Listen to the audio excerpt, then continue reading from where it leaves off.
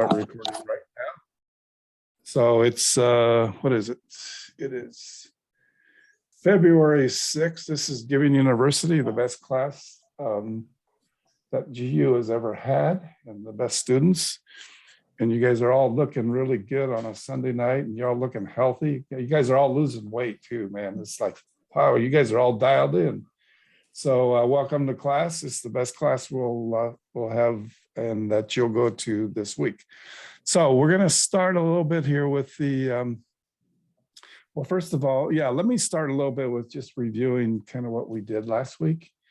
And so I'm going to try to share my screen and do this correctly.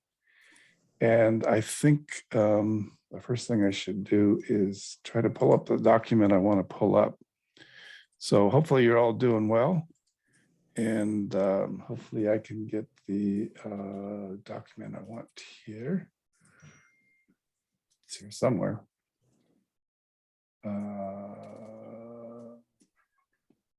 That's why you always have stuff up before you get going.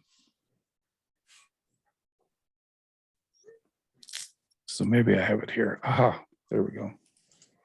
I don't know where it's put. It's in many different areas. So let's go right to screen one. Okay, so I have it up on the screen there. And the thing I want you guys to do is print some of these out. So when we do a couple of these tonight, you can kind of score them as we go. And this document you got emailed, it's a little different than the one you download. The one to download is the same. It's just different as far as the, it's not percentage, it's analog or digital. I just happen to work a little better with percentage. So we're going to look for 1, 2, 3, 4, 5, 6 things on page 1, page 7 and 8, page 9, page 10 is 3 things. And so this is this is the toughest assignment you probably have in class, is trying to, find a nonprofit and then score it. Obviously, we're here to help you. So on your screen, let me see here.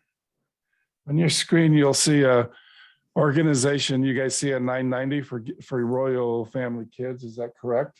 Right. Everybody sees that? So if you notice on page 1 on this document, and I will email this one to you tonight also, I cut and pasted the little sliver section of what we're looking for off the big scoring sheet. And so the first item we look for is on this, and if you have your sheets there, let's try this. It says page 1, line 9, and we divide line 9 by line 12. So hopefully I want somebody to pull up a calculator and tell me what line 9 divided by 912. Tell me what the percentage is.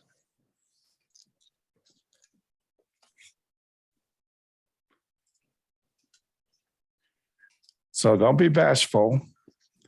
If you have a computer, you just type in calculator and you'll get a calculator. And somebody tell me what we got going here. Are you guys tracking? So it will be the 197. 7%? 7%. Okay, did it give you 7 exactly? No, 7 something. I know 0.057. So would that be 6%? Okay, so I got a couple different numbers. Yeah, I got This is why this gets exciting. So 0.57 is like 5.7%. Uh-huh. And somebody said 7%. So those are a little different. So let's see if we can figure that out. Are we using both the same in the current year, or You're what's using highlighted? what you see on the screen in front of you. Right, so on line 9, it's highlighted the prior year. Right. Oh, okay. You're right. My bad. Good, Right, the good catch. 197, Okay. the current year. Only we had a good teacher. That's the other problem. So we are dividing the larger number by the smaller one? Yeah. Yes. Okay, I did it reverse. That's probably why. That was my fault too.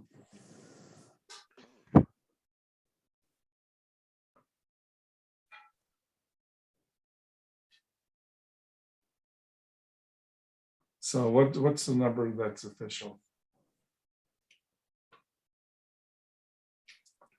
Somebody got a number for me? 10%? What'd you say? 10%? No, it's not 10%. I got 17.5. I don't even know what that. And I didn't Okay. do what you said, so I don't know. I got 17.52. Okay, that's probably the number then. Yeah, So that's you what I got. divide 197. I think you can see that on the screen. Yes. 962 divided by 1861. So Daniel, we're not dividing the highlighted ones? No, I made a mistake there. I picked the prior year and somebody corrected me. And it's 10.6%. Oh, okay, so just do the current year then? Yeah, the Right. highlighted one is in the wrong Oh, spot. okay. So I'm confused. So on the prior year, which one are we dividing? Prior year, ignore that yellow thing, that yellow highlighter I did, Uh-huh. and go with 197. Oh, okay. And that's divided by the total for the year, current Yeah. year. Okay. Right. So really, if I wouldn't have made a mistake, it wouldn't be quite as interesting as what I made it. That's funny. So what is on their score sheet? What's the percentage? 10% or something like that? So what score do they get? It says it needs to be 1 point. No, They- somebody They would get 3 points 3 because points because it's under 60%. Yeah, 3 points. Sorry. That's okay. That's why we're doing this, because it's a little slow going at first. Then it'll speed up. Okay, so that's what we do. That they got 3 points on this line.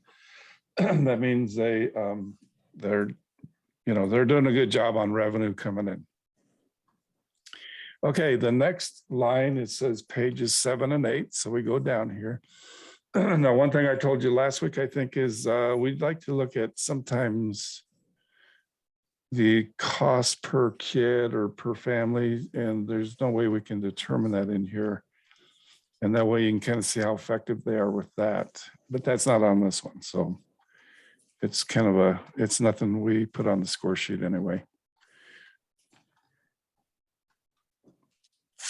Okay, here's page 7. There's my little thing. I might have done it right even. So we're looking for how many people earn or are paid more than 170,000 a year. And so if we go down, we see one person. And that's it. So who can tell me what they scored on that one? Somebody shout it out. 3. 3. 3 Okay, everybody get that one? Now I'm going to show you another one of these in a little bit, and there's ways to hide this stuff. So And that was the reason why they got a 3 is because she's the only one that's getting paid, correct? And she's it's the only one. under, And it's under 170,000. right. They actually had 0. Now that's not always good. If there's I was looking at an organization that was in the 50 million or 60 million, and they had all zeros up here. But then when I see that, I don't trust it because it's too much money, and there's people got to be, there's paid people somewhere. Okay, so the third thing down is page 9. This one's a little hard to find sometimes. And so we divide line 1E. Let's see if I did this right. Yeah, it's blank. See there, 1E, 0, it's 0. So they have no government grants. So that means they got 0 divided by 1.2 million. And who can tell me how many points they got there? That'd be 3. 3 points. Okay, so usually sometimes, or about half of them have government grants. Well, that's another good thing on this nonprofit. Let's go to page 10. You can see I'm on page 10. And this one says divide line 1B, which is blank, another 0, by 25B. Now this page is harder to score because all these A, B, and C's are hidden when you scroll down. Now you don't know where you're at on A, B, and C. So you just have to maybe print the page out if you downloaded it, and that makes it a lot easier. So for line 4 on our form, let's go back to our form. We're on this. 1, 2, 3. Yeah, we're on this area here. That's where we're at. So they got a 0 here. 1B is 0, and 25B is right there. I highlighted it in yellow. And so who can tell me what they scored on that?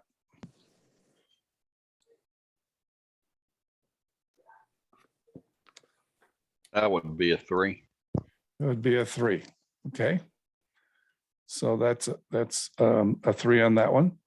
And then if we go down to our next line that we're trying to capture information on, it's page 10. It's line 25C, so A, B, C. And I have them down here. Down here is A, B, C. C is 71,000. Does everybody see that? And No, so- where is it? B? It's a 71 right here. Oh, okay. It says on our little thing here, divide line 25C, which is this guy here, Uh-huh. and divide it by 25A right there. So who can tell me what that is? What number is that? 0.039. 0.039. So that would be 4%, basically. Yeah. Is that what you guys are seeing? So what do they get on 4% or 0.04? 3. 3. 3. Okay. Very good. And then the the last line on our sheet is 25D, which is 79 down here, right there. And you divide it by 25A, which is right here. You know, when you do this, you might even want to print this page out and get a highlighter and kind of highlight these things. That way you can track it a little easier. And this is the hardest page to probably score. Anyway, what's 79 divided by 1.8 or 1.8 million? 1,810,000. What's the number that's coming up for you guys? 0.04. 043. 4.3%. Okay. What do they score on that? A 3. 3. So we have an organization that got all threes. Oops. They're a smaller size organization, and so that's an 18. And so that would be, and you'd put that here. And more than likely, if most of the time when it's 18, there's hardly ever a rejection. Okay. So if it dips down to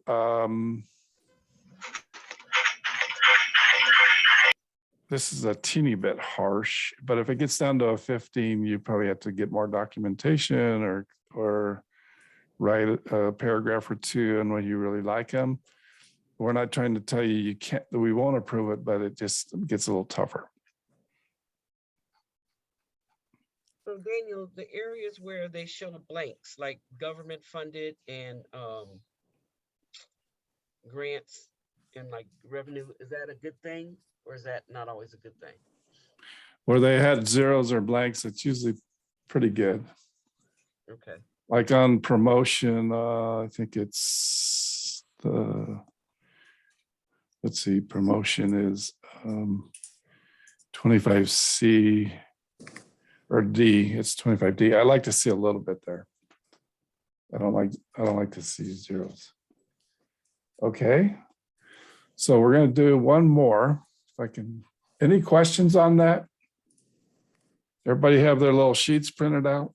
I've got a question. Sure. So for the very first box, what would it mean if a company was to score a 2 or a 1 on that?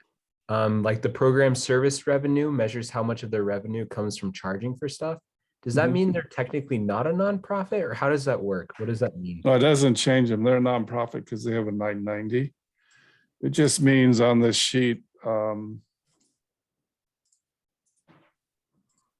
just means on the sheet here, instead of a 3, they get a 2. So they get 17 total, or they get a 1. They can still qualify even with a 1, but then they gotta, kind of knock it out of the park on the rest of them. So that's 3, 6, 9, 10, 12, 15, that's 16 points, and it gets, you're in this area a little bit here. Thank you. Okay. Let's see if I can find another one here. So I'm gonna try, let me make a note to email. Does this one help you guys a little bit? Mhm. Because I'll email this one to you. It's a sample, and we cut up the scoring sheet. And I'll email out family kids helper. When it says blank so we divided by 0 then? Yeah, blank means 0. I had to write in blank to get the highlighter to work. Okay. You'll be able to fix that previous one, Daniel, right? Where we divided by the current year as opposed to the prior?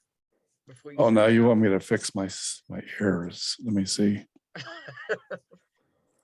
Yeah, I'll get it fixed. I have to remember how I did it. Okay. That's not quite as straightforward as I'm in a PDF, and it's not quite like Word, and there's ways to do it. I just sometimes it was a little interesting to try to figure it out. So just remember I made a mistake here, but I'll try to make a note of it, and I'll try to highlight the right one. When are these analyses due? Well, I'd like to start doing some of these next week. We could do, if you guys have one, we'll try to look one up and do it live tonight. But they're all due in by, this is class 3, right? Yes. And we said, what, 7 classes is what we said? I Something thought- like that. Yeah, I think so. So I think in 2 weeks, start knocking them in, get them in. The sooner you do them, the better off you are. Even if it's one that scores low, it's just good to do the exercise, turn it in, and we'll kind of review it with you if we have time in class.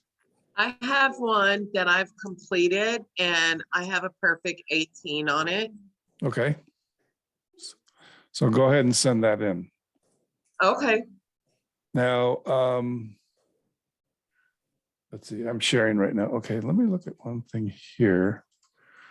Okay, I got a sample. Okay, here's the org review that you have to do. This is kind of like I said, do last, and see how they score.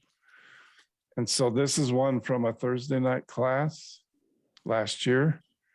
So this just shows you kind of one that's filled out.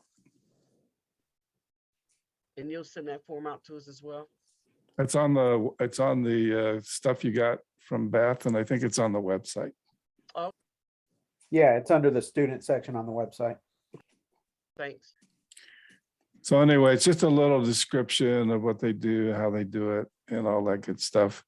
And it makes it really easy because we have to have this. We have to have this stuff up top here to know if we can cut checks. We have to have all this stuff up here. Would That's you be the able to send us organization a review sample? document. Right? I'm sorry, what? That I'm is the sorry. organization review document. Yeah, this Okay. is the, let's see here. Do you have it there, Veronica, by chance? What's that, Dan? Do you have this form? Organization review? Yeah. Yep. Will we be able to get a sample of the one that you just showed us? Sure. Thank you. Okay, I'm going to show you one more or two more, and then Veronica's going to kind of go through our class stuff. Let me see what I got here. I have a couple samples here that I want you to, a lot of, we're looking at some really good nonprofits. The one I just showed you is excellent. There's stuff out there though that's very political and very much, I think, funneling money. And I was going to show you, I don't usually do this, but there's a lot of things these days that are going on. And I was going to show you this one charity here, if I can do the right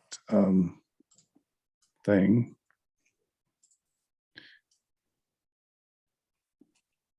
Where'd that one go? So I got to do the right one. Okay, here we go. I got to share my screen, right? There's a charity down in, and you can have whatever political view you want on this. I know there's two sides, so I'm not naive, but there's a charity down along the border, and it's a Catholic charity. And we're going to look at how they get some of their money.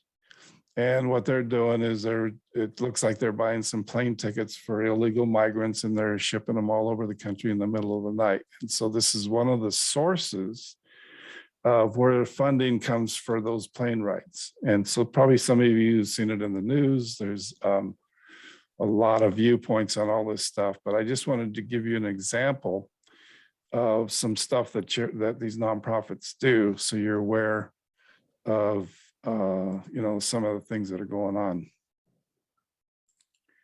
So let's see here. That's not the one I wanted. Okay, it's a word thing. Here it is.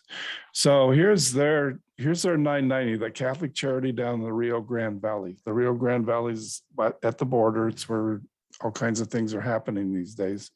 So I just wanted to take a quick look because it got me kind of interested. When I see articles like that, sometimes I'll go check it out and see, kind of if that article's true, if I can tell. And I can kind of get an idea. Maybe somebody's, making that up. Maybe they're not. If they are getting funding, does it show up on their tax return? Now, the tax return is a little older, so it's not this year. This is 2022.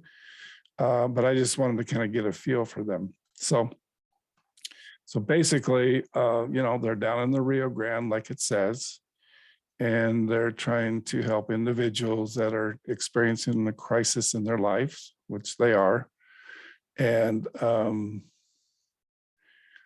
they're committed to ending poverty in America and offering services and helping people achieve self-sufficiency and financial independence. And of course, it doesn't say anything about immigrants, and it doesn't say anything about immigrants that are, breaking our laws. But anyway, it's kind of what they do. And we all know that's what's going on. I mean, most of us kind of get it. Now, if you look here, I saw one thing down in this part, there's 1,000 a day. This is 2-3 years ago. So it's probably worse. And so you can kind of see that they're working with people coming over the border. And so I went down here, and on our sheet,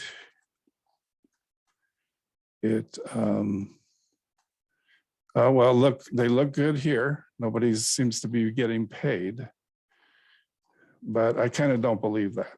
The reason is they're bringing in $6 million a year, I think it was, something like, let me take a look. So when I see that, I kind of get skeptical.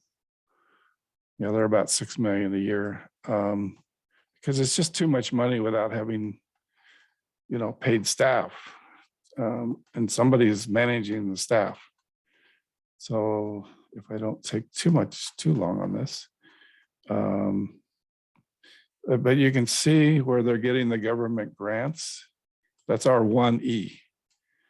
And so, yeah, there's funding there. They could be paying for plane tickets if they had to, because they have enough money from the government. And so one thing is, if you think the government should be doing this, then they're doing it. If you think the government should not be doing this, then this is where you kind of find out what's going on. And this line here, the government grants, I know the government's in this business big time. And a lot of us kind of wish they weren't doing this because, you know, it just gets rife with fraud and things that shouldn't be happening. And here's, you know, here's kind of an example. And so anyway, I could tell they had some, you know, enough money to buy plane tickets for people. And I don't know if that was it. I think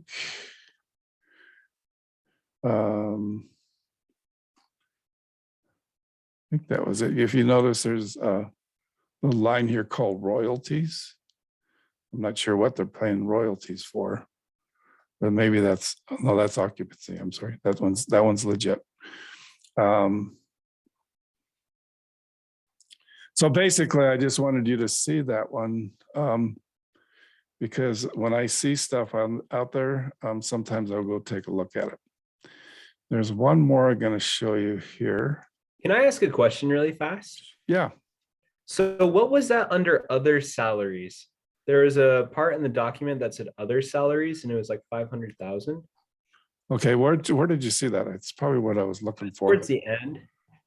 Yeah, that's if you saw that, that's where the money's hidden, or the salaries. If it's, I don't know if hidden is the right word, but what a lot more nonprofits are doing is they're not showing salaries on these pages here, 7 and 8. This is a little older return, but wherever you saw that 500,000, that's what I was looking for. And you said it was near the end here? Yeah. Oh, there we go. Okay, Seven. right here. So there you go. Let's go up here. Yeah, total expenses. Okay. So we saw 0 salaries on the page that we look for stuff. The big salaries over 170, and everybody, it looked like it was doing stuff for free. What we would probably want you to do is if somebody turned this one in, we'd want them to find out who the top 10 salaried or people on payroll were, just so we could kind of get an idea that that's all within the ballpark. It's probably okay because, you know, if there's one person at 170 and there's a whole, it depends on how many people are working there. But that's a very good question. That's what I was actually looking for. I'm going to I have show a you question one. as well. Sure. So you mentioned earlier that some of the ones that's filled in with zeros, you don't really trust. Do you not trust? No, I Some of trust these- the ones with zeros. I may have miscommunicated. I do trust them. I'm just saying the one, if it's a 0 on promotion, well, look, put it this way. There's a couple things I don't trust. If salaried people, the high salaried people page has all zeros like we just saw, then I know there's money going to people somewhere. And so that's where I have to kind of do a little more research and see what's going on. But I don't know if I answered your question though. Yeah, I just wanted to get more clarification as far as what you trust and what you don't trust. Okay. Okay. There's one more I'm going to show you. I'm not going to get into too much of the politics of it. It's in New York. As you can see, it's 174 million right here. See that? It's called Vera Institute of Justice in New York. And they want to improve social justice and all kinds of things like that. They're probably a defund the police group a little bit. They want to get all girls out of jail, which that's kind of a problem to me because some of them need to be in jail. But that's one of the things I spotted in here. And, here's defund the police, shrinking the footprint of America's policing. And so they, people get really cute with their language. And so I think you have to decide for yourself if you think they're good or do you think something's going on. So on this one, the one thing that really stuck out to me there was a lot of things, but if we get down to it.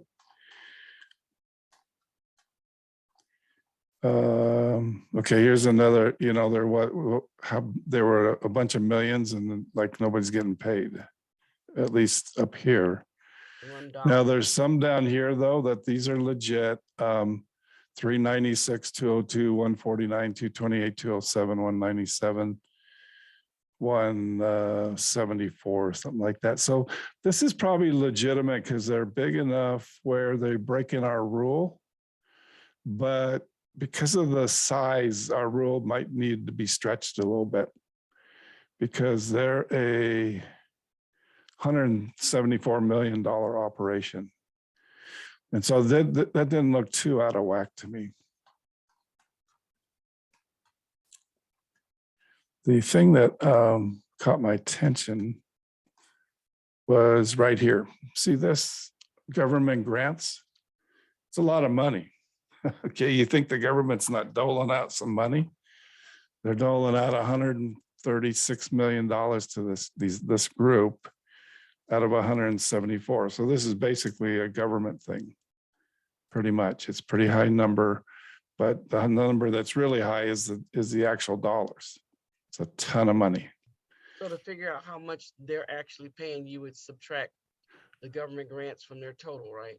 Well, we do the percentage thing, but I don't even care about the percentage thing that much. I just go, that's ridiculous. That's horrible. It's, it's like just handing out money everywhere. They might even get a 3 on this number, but that's, I don't know. I can't remember what our percentages were. Let me see here real quick.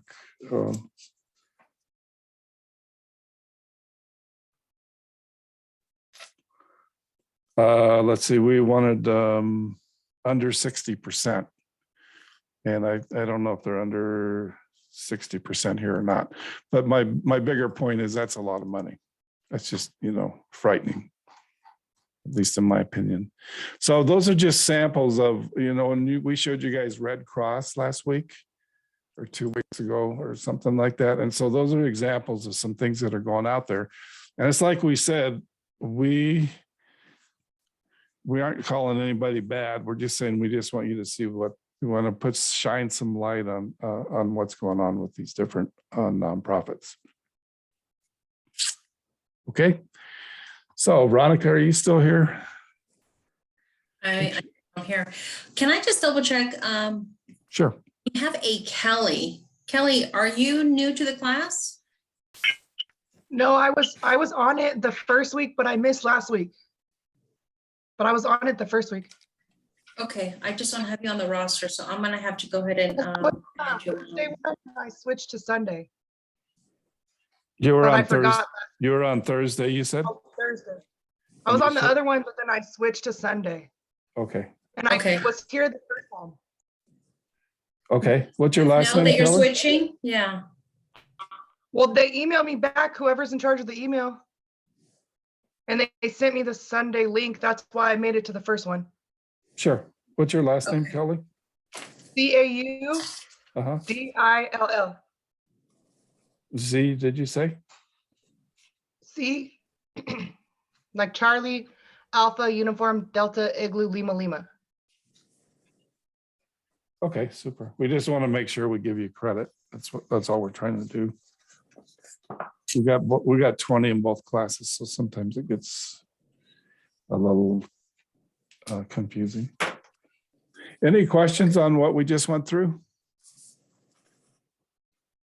So Veronica's going to. Okay, and then Natasha, you're just filling in, right? You missed last week or you missed the Thursday and you're filling in just today. You're switching back to Thursday. Yep, that's correct. Okay, just want to make sure because I want to give you credit for today. Okay, and then do we have Paul Miles? Is he on? I don't see him on the list. Saw him earlier before we started. He was? Yeah. Okay, I don't see him on the list, so I don't know, Dan, do you want to give him credit or you want to just mark him? I'll put a question mark for now until we figure it out. Yeah. And Jonah, Yeah, I don't know what happened with Jonah. He hasn't responded to. Okay, well, just take them off the list because I Yeah. emailed and I emailed and texted him, so we'll just take them off. Okay. I'll get with Beth on that one. All right, guys. We just have to log in attendance.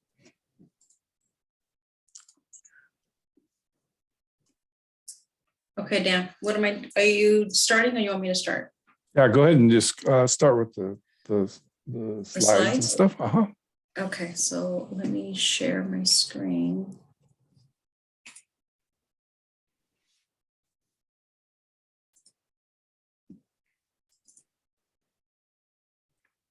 Okay, can you guys see my screen? Yes. Yes. Okay. Let's see, let's do it.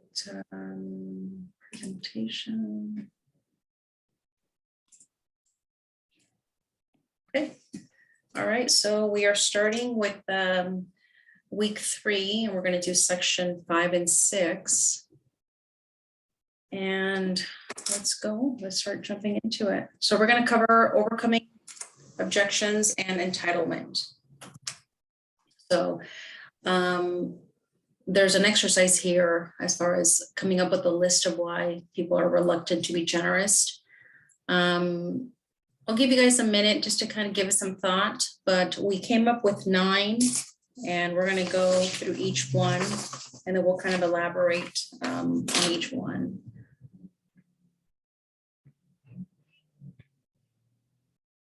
Is this in our handout, Veronica? Yeah, you guys should have it. Thank you. I think It's it might be what we send after class, Veronica, the PDF. I found it. It's in the handbook. yeah, no, it's in the handbook, Dan. Oh, it is, okay. Sorry. Yeah, Okay, all of the slides. So we send it out so you guys have something to write. Right. okay, and then we send the PDF after class, so you get all the questions. You have Yeah. all the right answers. You can't fail. We won't let you. Will not let you fail. All right, we're gonna go ahead and jump in. So the first one is affordability. And so we came up with, I can't even put food on the table. How can I even think about generosity? 2, fakers. I see the guy on the corner every week. I think he's wearing a Rolex. He probably makes more money than I do. Do you guys know what a Rolex is, by the way? Yes, it's a watch. Yes, a It's very watch. expensive watch. Right. Okay. It's in today's world, I wasn't sure if everybody knew what a Rolex was. Yeah. Number 3, wasted money. I see the guy on the corner every week. I think he's a drunk. If I give him money, he's just going to buy alcohol.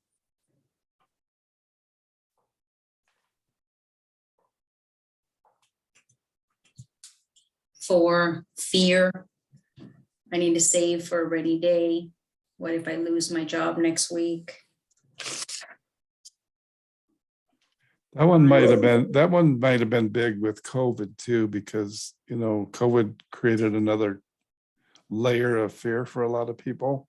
Mhm. And so I think in a lot of ways, people would have kind of held back a little bit because there was that separate layer or another layer. Right. Number 5, the government. Half of my paycheck already goes to the government. They're supposed to take care of the poor. 6, small amounts don't matter.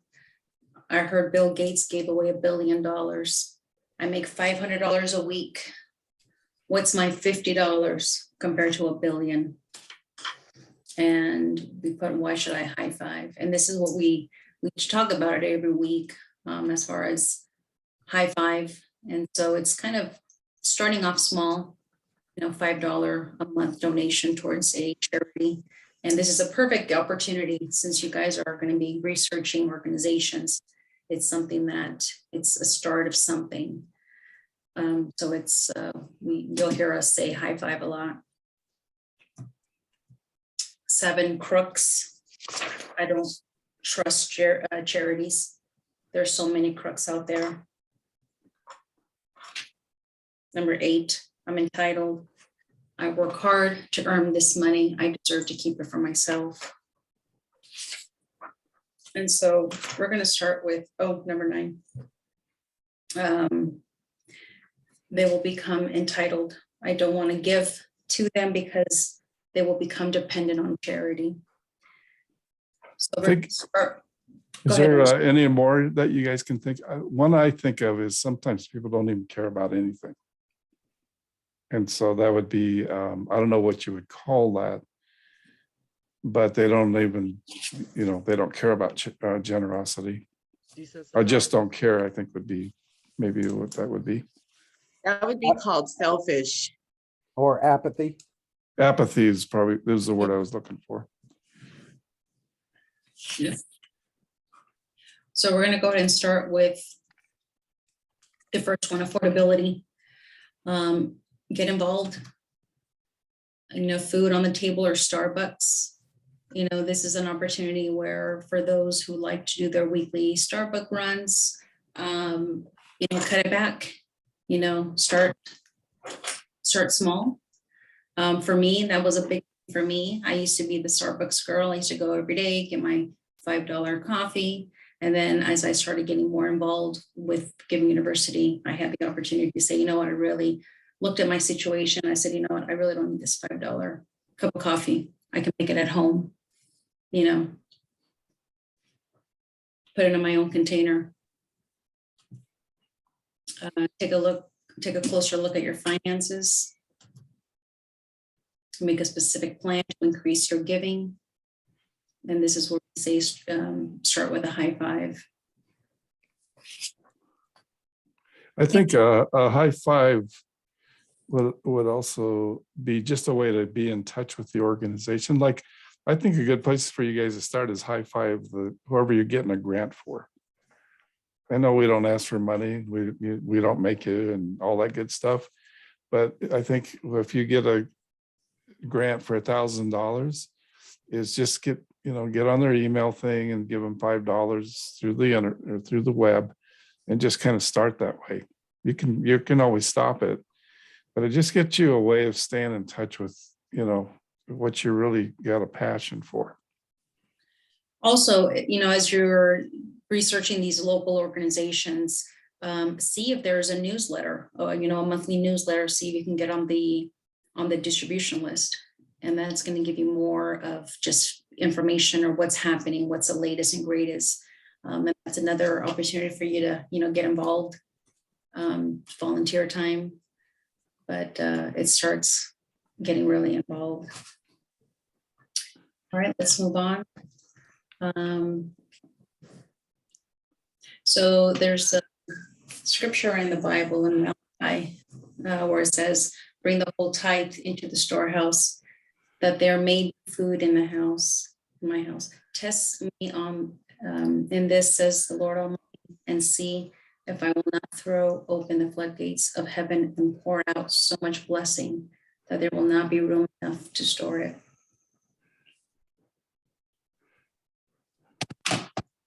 Go back to that one a minute, Veronica. Yep. So does anybody believe that? Absolutely. Okay, raise your hand if you believe it. Absolutely. I think sometimes we hear these things and but we kind of go, it sounds too good to be true. But yeah, that's where God says, put me to the test and see what happens. And sometimes we don't like to be tested, or we don't like to test God. I've seen this personally in my life. And can you tell us a little bit more about it, or any specific thing? Nothing really specific. All I can say is me and my family, we're very blessed, and not necessarily financially, but we're very blessed. And yeah, without a doubt, I believe this. I've experienced it myself. I experience it every month. Whenever there's been times where I didn't think that we could make ends meet, and somehow or another, miraculously, we would have some funds come in that we weren't expecting, and it's almost every time. Almost every time. Melissa, I think I saw you raise your hand. Anything you want to go further with on this? So when I first met my husband, he started reading a book to me, a chapter every night, and he picked this book called, which I thought was pretty cool for a guy to read a book to you, but and it's called The Blessed Life.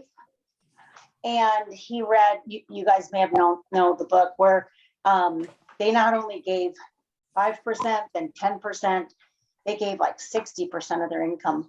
And then he just told about all the stories of all the blessings. And I had never heard anything like that before. And so we decided to start trying it, and it's been awesome. Sweet. Really awesome. Is that with Robert Morris? Robert Bulba. Yeah, it's a great. Yeah. It's Yeah, he just took the class last time. Oh, the book you're saying? Yes, Robert Yeah. Morris. Yeah. It's a Yeah, great book. sorry. Yeah, sorry. Yeah, and you know, and it is so true, Travis, what you said. You know, it's, you know, when you come, for some reason, it's just a check comes in the mail or something just happens, you know, and you're just like, wow, you know, and you know that it's Lord. You know, he's the owner of all the silver and gold. So The Lord's very real. yeah, he sure takes care of us. And All right, anyone else, or should we move on? well, I wanted to share too. You know, I've been tithing for a long time, but I know that as time goes on, God opens up doors, you know, as you continue to be faithful and even from your past faithfulness. And I know when I first came to Colorado, I was strapped. I didn't have a car. And basically what happened was one of the members of my church, him and his wife were going to offer to give me a car, you know, buy me a car for like $1,500. And I was grateful. I was ecstatic. And he said, no, it gets better. He said, I shared my story with a friend of mine. He called me up one day and was like, hey, you know, I just felt like I needed to call you to, you know, see how you're doing. I felt like you needed something. So he shared the story with me about, you know, the uprise of the pandemic, and they were concerned about me riding a bus. And he said, well, how much were you all thinking about giving her? And he said, about maybe $1,500. He said, well, hold that thought. Exactly 3 days later, a guy I never met, never talked to, never seen, sent me a check for $6,000. Oh, wow. The car I'm now driving, I did not have to put a cent into that car. Mm, So that's how I know God is real. yeah, what's a great story. Great story. Okay, let's move on. So here's a Proverbs. A generous person will prosper. Anyone who gives water will receive a flood in return. And that's what we're talking about.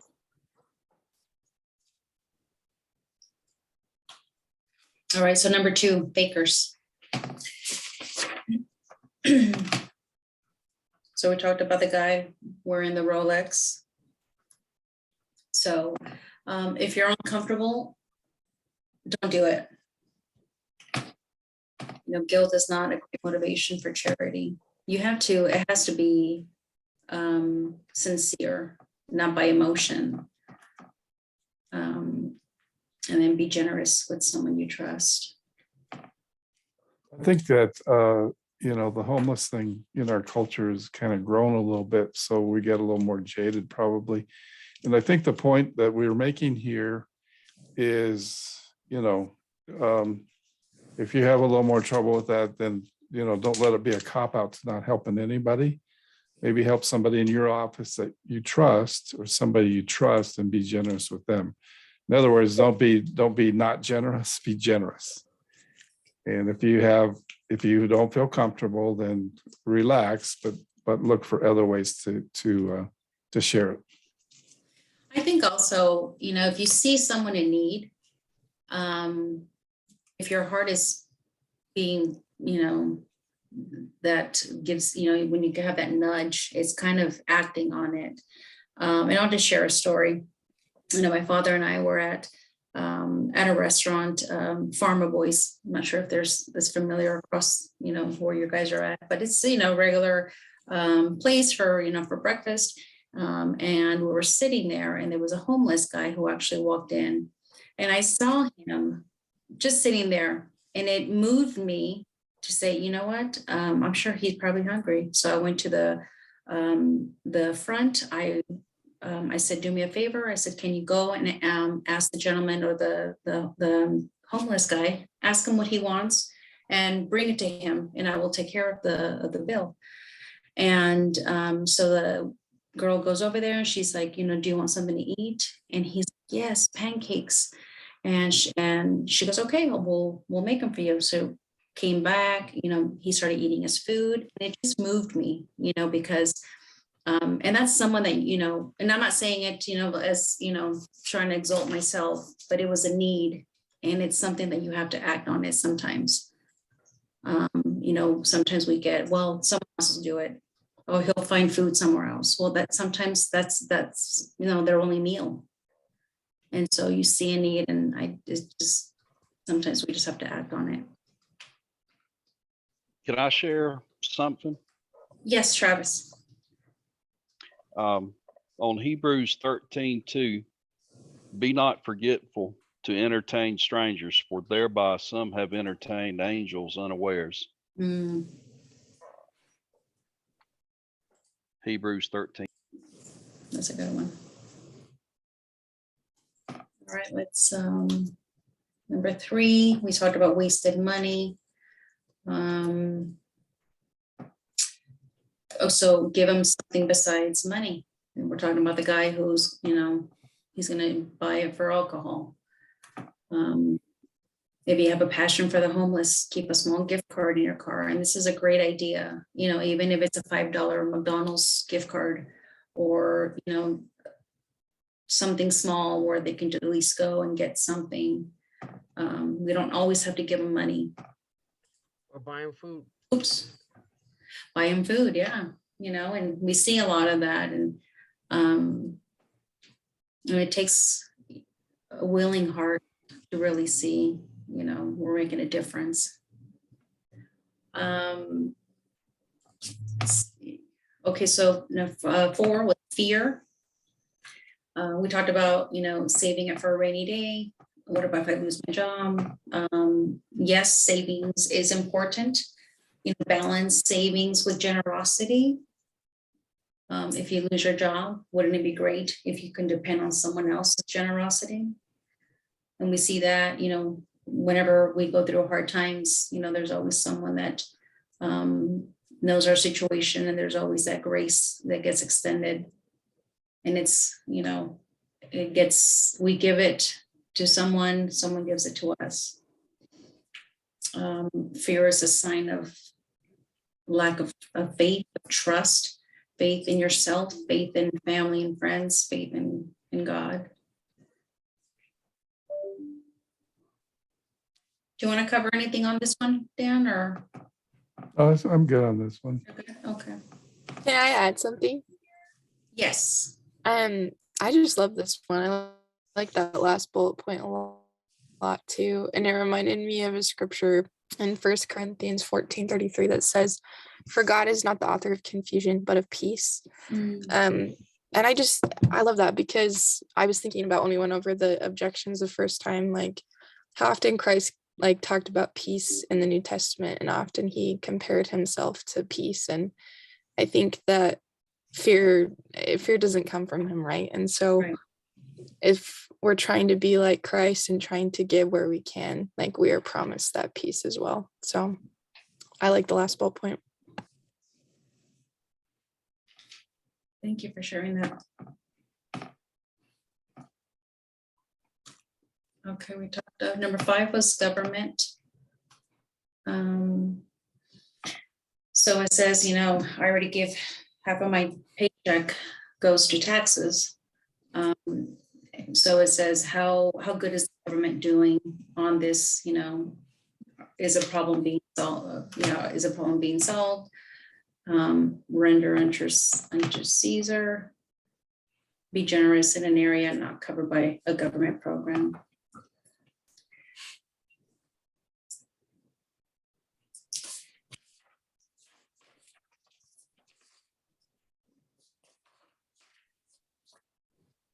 All right, let's go to the next one, 6.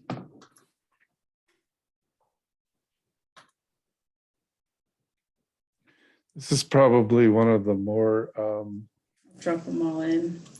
this is probably one of the more cop-outs I think that many people use. Because what's important with generosity is to be growing in generosity, not the amount of money. And so, you know, you can, whatever amount you're at, I think it's just to kind of have a path of growing your investment in generosity. Because somebody will always make a lot more money than you do, and somebody will also make a lot less money than you do. And so you're just one of, you know, you're just like everybody else. You're kind of tight on the budgets, but I think if you can just stretch a little bit, it you know, helps you grow. Right. Also, I was thinking about this too, Veronica and Daniel. Christ says that the poor will be with us always. So that's a never ending thing. And I think about, you know, we're not immortal. So Bill Gates is not going to live forever, you know, but the generosity of just common folk can just be perpetual, you know. Right. On and on. Right. And can I add something too? Of course. I just think that every individual is important. Yeah, maybe you're not making a difference for 50 individuals, but you're making a difference for one. Right. If that's like a candy bar or a meal, you're changing lives. So I think every little bit counts for something. Right. It starts with one person at a time. Right. Okay, so let's go to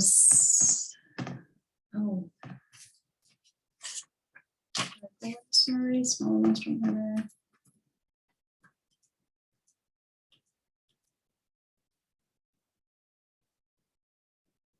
Did we cover this one already?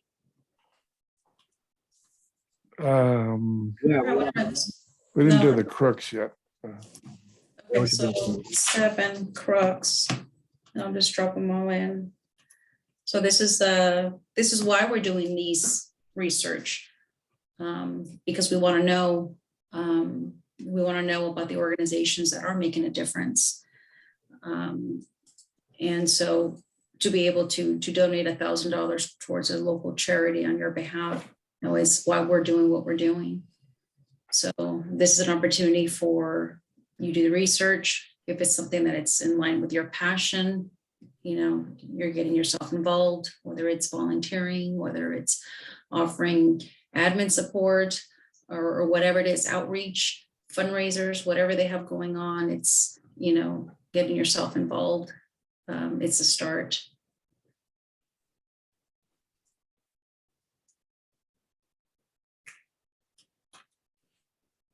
Okay, these are the videos, Dan. Do you have these videos on your side? Yeah, I can put this out. Just I think we went over this one, wasn't Yeah, it? we saw this Last week.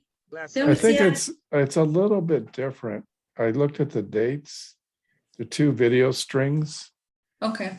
And I'll play it a little bit if it looks, there were, because last week we had one, but it was a year difference in dates. And I think one of them was a follow-up. So let me just play it. Let me just, I'm going to stop sharing it here. Okay, and then we'll just play it. If it seems like it's total redundant, we'll skip it. But that's what I saw when I was looking at it. Second, no, where are you going, Mr. Reynolds? The question they wouldn't answer, where is all the money? Of all 50 states filed court papers alleging, quote, a massive nationwide fraud on the part of 4 so-called cancer charities that have been the focus of much of Drew Griffin's reporting. Now, these 4 charities are based in Knoxville, Tennessee, and Mesa, Arizona, and they're controlled by a single family. Here's Drew Griffin keeping them honest. We called them some of the worst charities in the U.S., and they responded with silence. Don't turn your camera on me, okay? Shutting doors in our face. If you have any other questions, please send them to her email. Okay, my question. Mr. Reynolds? even giving us the finger. Stop a second. No, where you going, Mr. Reynolds? The question they wouldn't answer, where is all the money? 2.5 years later, we now have a pretty good idea. This is an historic moment. A federal investigation has found $187 million raised in donations to 4 separate cancer charities has largely gone not to cancer survivors, not to cancer research, but somewhere else entirely. Scammers and fundraisers. If you gave a dime to the Breast Cancer Society run by James Reynolds Jr., the Cancer Fund of America run by James Reynolds Sr., the Children's Cancer Fund of America run by Reynolds Sr.'s ex-wife Rose Perkins, or the Cancer Support Services run by Kyle Effler, you are not going to like it. This is just about as bad as it can get, taking money away from cancer victims. In a massive crackdown on this family of charities, the Federal Trade Commission and attorneys generals from all 50 states have announced 2 of the charities will be dissolved. The complaint also includes potential fines totaling $136 million, and in explicit detail have outlined how donations for cancer charities were spent instead on luxury lifestyles. The personal spending, says Jessica Rich with the FTC's Bureau of Consumer Protection, appears to have had no limits. Cars for the individual defendants and others working at the companies. Interest-free loans and college tuition for the individual defendants. Meals at Hooters, gym memberships, cell phone apps and games, movie tickets, carnival cruises in the Caribbean, trip to Disney World, jet ski rentals, and babysitters for the kids while people were on these boondoggles. And I think it's kind of a repeat a little bit of what we saw last week, but it's probably good to kind of get refreshed. And that one 990 I showed you of the one group that I had 160 million of government grants, that's kind of where you go, wow, how do we get under the hood and see what's going on there? And we also had a student in our class, I think I already told you this, that had donated $125,000 to a scam. And I was proud of her for being in class because probably didn't want to ever give money to anybody again. But we're, hopefully we're kind of rebuilding her trust in the tons of good charities that are out there.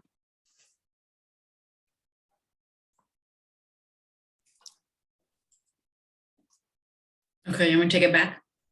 Yes, ma'am. All right, I'm going to cover probably 2 more slides and then I can take a break. Okay. So let me put it back on shared screen here. All right, can you guys see my screen? Just want to make sure. Good, okay. Yep. All right, so number 8, I'm entitled, and so this is the one we talked about, I worked hard to earn this money, I deserve to keep it for myself. The main thing one is, what if everyone in the world was greedy? What would this world look like? What if everyone in the world was generous? It's something, food for thought right here. Which world would we want to live in? And actually, I kind of want some feedback, just a couple of you guys. What do you guys think? What between these 2? What if the world was greedy? I mean, what do you guys think? It'd be utter devastation. And I want to also add to that, I'm sure I can speak for everyone that all of us were in a place at some time where we needed help, whether it's financial or emotional support, or a roof over our head for a little time, rides to work. So I think that would encourage a person to be, hey, I was there one time, I want to help somebody else, so because I can relate. So I think if we continue to be generous, it just makes the world a better place. It gives people hope. Right, that's a great one. Anyone else? No, okay.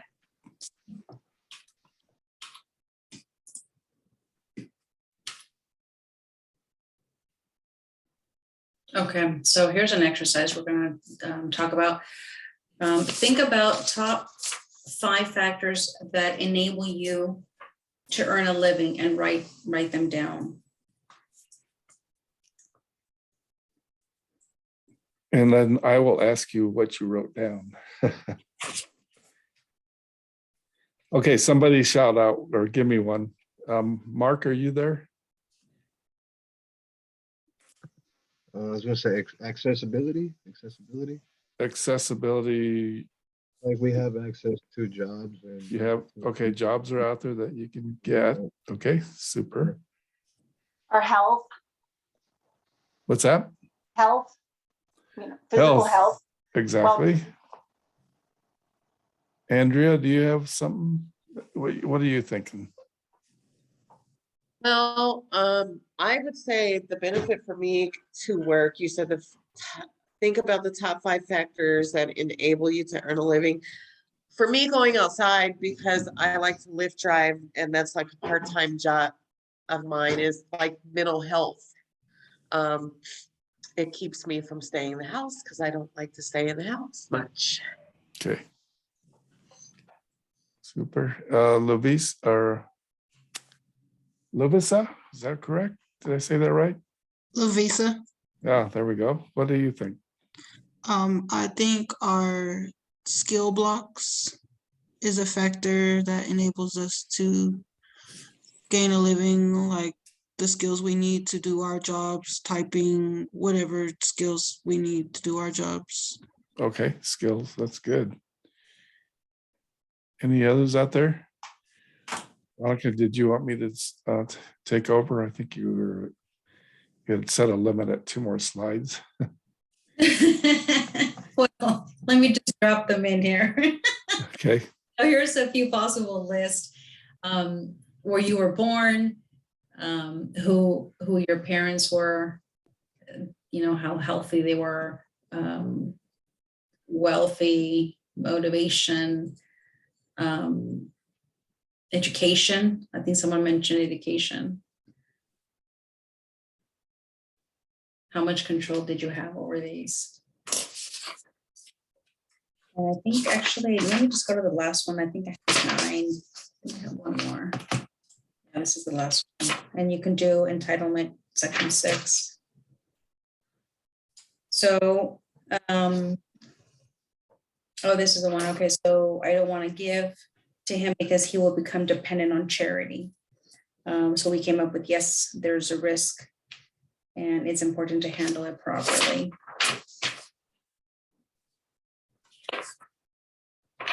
Okay, you can take this one. Veronica, I also wanted to share too that, it's that, Derek, like you said earlier, sometimes you're led to give to people. Once you've done your part, the giver or the receiver, you can't control what they do with it. Right. But you don't want, there's also a way that you can also aid in, bringing them up. Like with our organization, we want to help people out of poverty, not through it. So right. Divert them to different places that'll, and enable them to get jobs and become more self-sufficient. Right.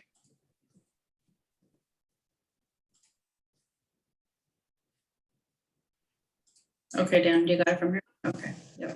So let me go back to this one really quick. How much control do you have over these? Basically none. I think that's the part to remember is you're very fortunate, especially if you're born in the United States. And if you had all these things going for you, you always have to stay humble and realize that's kind of a big part of why you can get a job and work.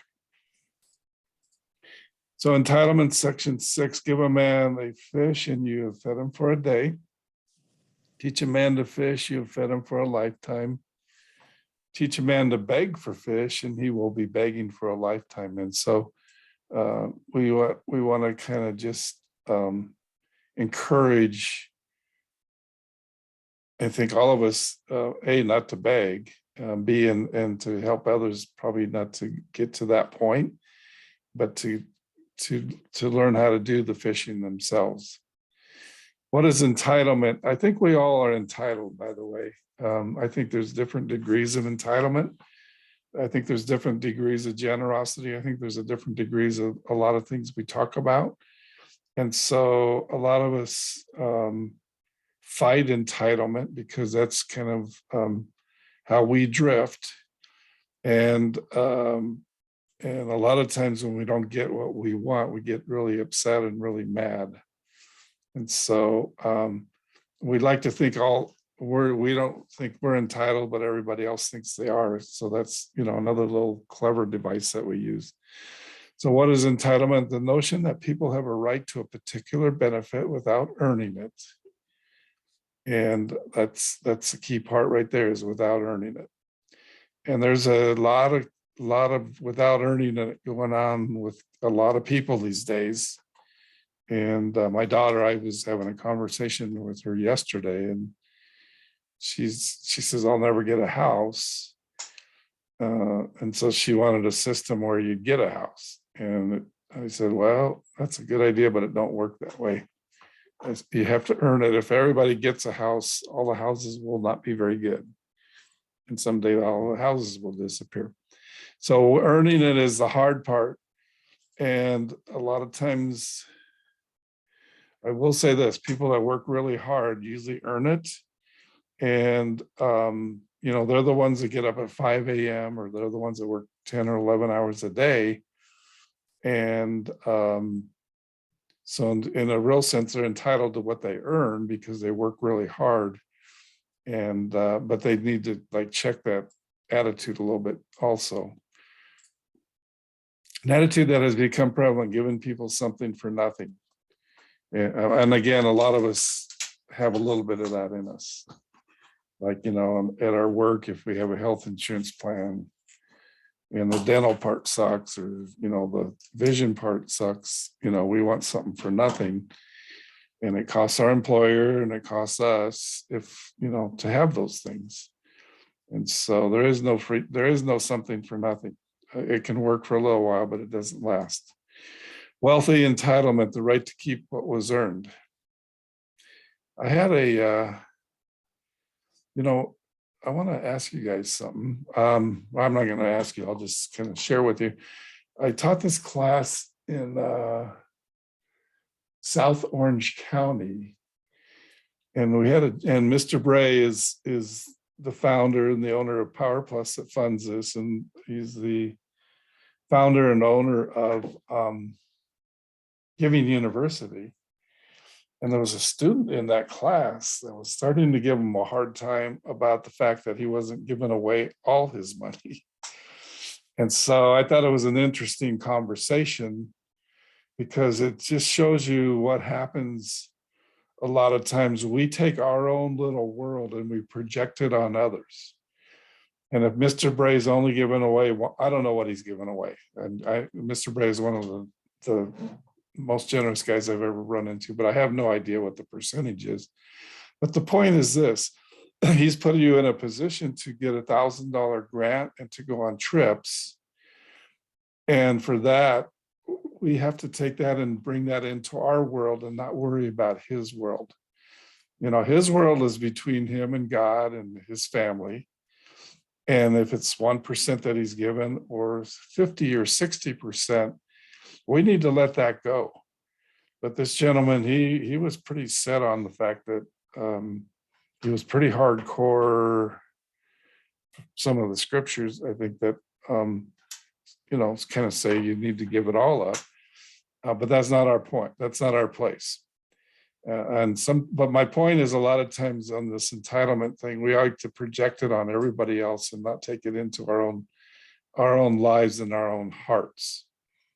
And and a lot of us, my daughter was all keyed up on, Amazon and these guys and that guy, because they have a lot of money, but they've done a lot of good, they've got big companies. And so they do have the right to keep what they earned.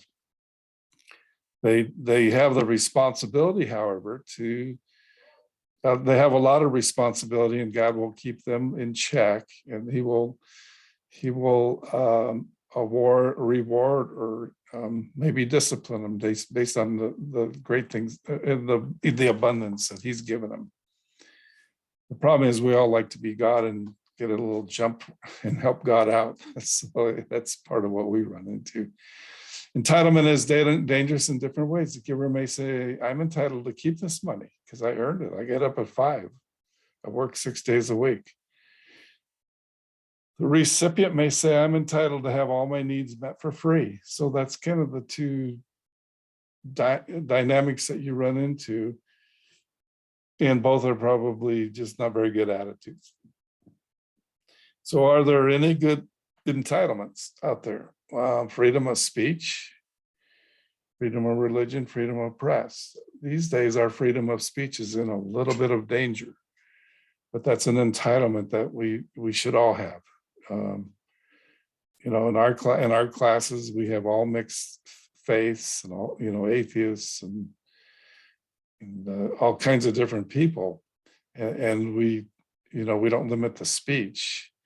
And so that's part of what our country was founded on, was freedom of speech, freedom of religion, and freedom of the press.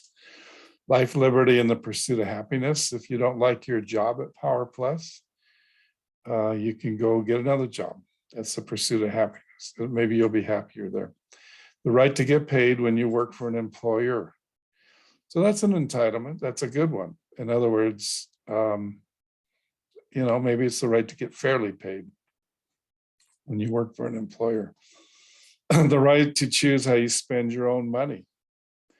You know, a lot of people are trying to take that away by overtaxation, by inflation, you know, trying to tell people what they have to do. But one of our entitlements that we all have is we have the right to spend our own money. When I say high five somebody, you can tell me, I don't want to high five somebody in case you don't want to. So you have that right to spend your money how you want to spend it. A quote to consider on in the subject of entitlement: all government-sponsored welfare programs are destined to fail.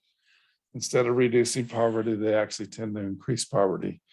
And so we're not against, you know, giving people a lift and a hand and a lift up. But you can also put people in really bad places where they become totally dependent on everything being taken care of. What's wrong with saying that everyone is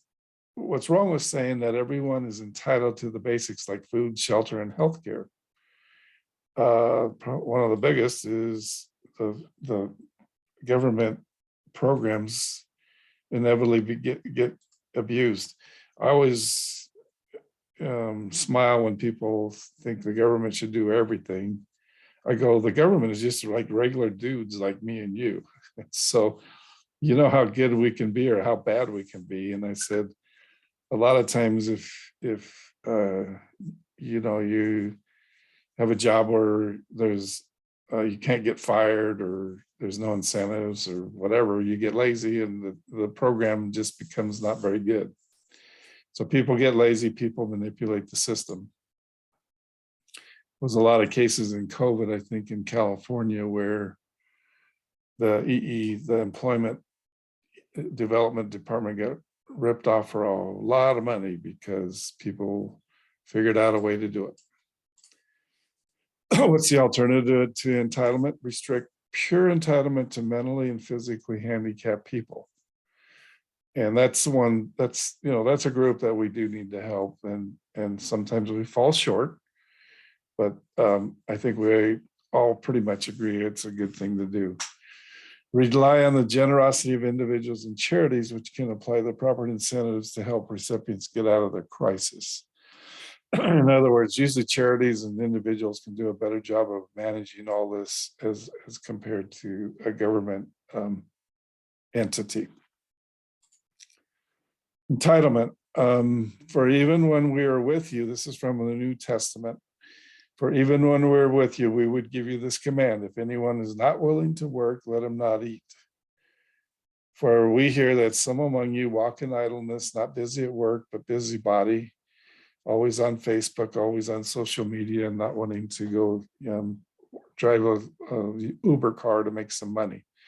Now, such persons we command and encourage in the Lord Jesus Christ to do their work quietly and to earn their own living. So the encouragement from the New Testament, if that's where you take some of your inspiration, is for people to work. And so that's kind of where we're at on that. So any comments or any thoughts on all that? We go over a lot pretty fast. And we try to let you give us input, but we try to make sure we're moving the pace too, so people don't get bored.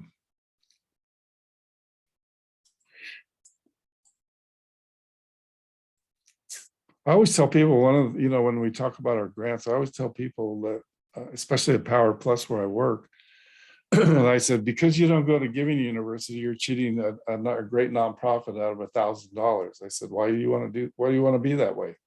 It's like, you can do this, you can help somebody. You don't have to come up with the money, just invest a little time, you learn some good stuff, and you help somebody. And because, people have a lot of thoughts about what we're doing in Giving University. Oh, some good stuff for next week. A couple of you, I need you to have some idea on who your nonprofit is, so we can do that little form and have some fun with it. I emailed you the one I did tonight, and I fixed it, and so you already have that. I do want to tell you a little bit somewhere in here. We have some trips coming up, and I want to make sure you guys know about them. And we have lots of trips, but we have a Uganda trip, and it's the next trip. We have trips planned this year to Uganda, Chile, Lebanon, Mexico twice, Red Bluff, California, excuse me, and Cuba next January. But I just wanted to make sure you guys, because I'm the teacher, get a little early in on some of this stuff. And so Uganda's coming up June 10th. And we're going to take 13 to 15 people. It's a really cool trip. It's some really great stuff going over that will show you over there. And so if you have any interest in that, you can email Beth and let her know you want to be on the interest list. And if you're pretty serious, give her your passport number and she'll know you're serious. And then we have two other ones here. So, we have big trips and we have service trips. And I got them here somewhere. All I got to do is find them. So let me jump over here. Any questions on Uganda? Yeah, how many trips do we get to do, like per person or whatever? You get to do a big trip. It costs us about $2,500. And you get to do a service trip. Those are, let me show you one here. There's one coming up. Here we go. I'm still sharing, right? Yeah, I am. There's a service trip to Mexico. Service trips, we don't write as big a grants. We do more work. So in this trip, we're going to an orphanage, we're going to a rehab center, we're going to try to help special needs group, and then we're going to work on a project at this big, nice multi-purpose facility that's really done well for a couple of days. So it'll be a total of four working days, 4 full working days. So the answer to your question is you get a big one, like you can go to Lebanon, Uganda, Chile, Cuba. We'll have more coming up in the future, but you get one of those big ones. We don't, as long as our business is good, Power Plus's business is good, you can do it anytime you want in 5 years. I have people that takes them forever to get on a trip. So there's no urgency or nothing critical, but sometimes I like to at least let people know what's on the radar, what we got going. Dan? Yes. Said that, Go ahead. Oh, sorry, Dan, that Uganda trip, Yeah, that's our friends ministry. okay. And so I've heard about it through the years, and they've built 9 duplexes. And so that seems like a really cool trip. Yes, it is a very good trip. Now, A lot of Daniel, good stuff on our trips. you said that the service trip will be covered by GU, and then we have to Yes. pay half of the one for the big trip. No, we pay for everything on one big trip. It's cost us normally about $2,500, just so you know. Mhm. And then the service trips, we pay for one of those. I'm showing you on the screen a home build in Mexico. We're going to build 6 homes this year with kids. Some of the homes will be with kids building, and some will be with, just adults. And we pay for one of those also. So like if you go on this trip, you'll build a house, you'll help build a house. It's all paid for. The house is paid for. Sometimes a group raises a little money inside the group to get people some extra stuff at the house. But that's what that one's all about. If you go on, we have people now that really like going on our trips. And so on the service trips, we pay half on multiple trips. So we'll pay half of the trip for you if you want to go, multiple times. The big trips are a little different because it takes some investment. But I always tell people at work, I said, if you want to go on a big trip, just withhold $80 per payroll check, and you'll be there in no time. Because I think we have you pay for airfare and lodging, and we actually take care of your food on repeats. Oh, So we're really nice about it. In your experience, how much do you think it would be to? Yeah, I'm just trying to get a ballpark figure. What do you think it would be financially for each individual Trip? Yes. I think if you get to $1,900, it covers it pretty good. Multiple trips. But remember, the first one is on us. We take care of it. Oh, okay. That's what I was talking about. Okay. Yeah. Thank you.